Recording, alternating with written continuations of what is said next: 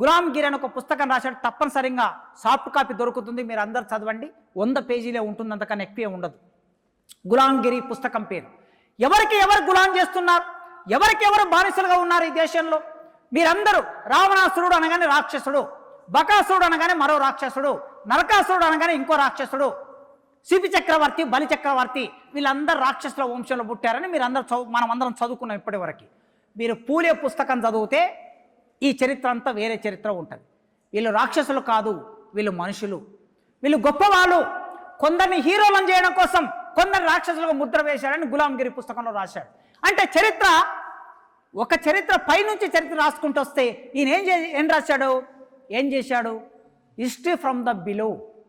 చరిత్ర ఎవరిది అంటే ప్రజలది చరిత్ర, నిజమైన చరిత్ర. చరిత్ర వేటగాడిదే చరిత్ర అయితే వేటగాడు చరిత్ర రాసుకుంటూ పోతే తన ఇష్టం వచ్చినట్టు రాస్తాడు. ఈ దేశంలో వేటగాళ్ళే చరిత్ర రాశారు.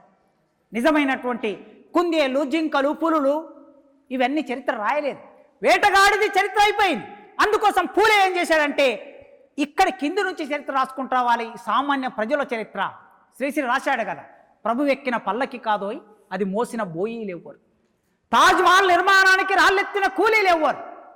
కూలీల చరిత్ర ఉందా? షాజహాన్ చరిత్ర చదువుతున్నాం మనం, ముంతాజ్ బేగం చరిత్ర చదువుతున్నాం. ఆర్ట్స్ కాలేజ్ నిర్మాణం అంటే మీరు ఉస్మాన్ అలీ ఖాన్ చరిత్ర చదువుతున్నాం.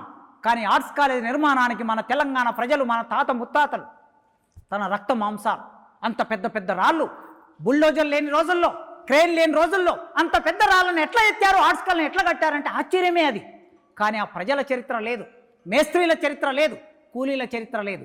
కనుక మొట్టమొదటిసారి భారతదేశంలో Mahatma Jyotirao Phule history from the below అని కింది వర్గాల చరిత్ర రాసుకుంటూ వచ్చాడు. అదే గులాంగిరి.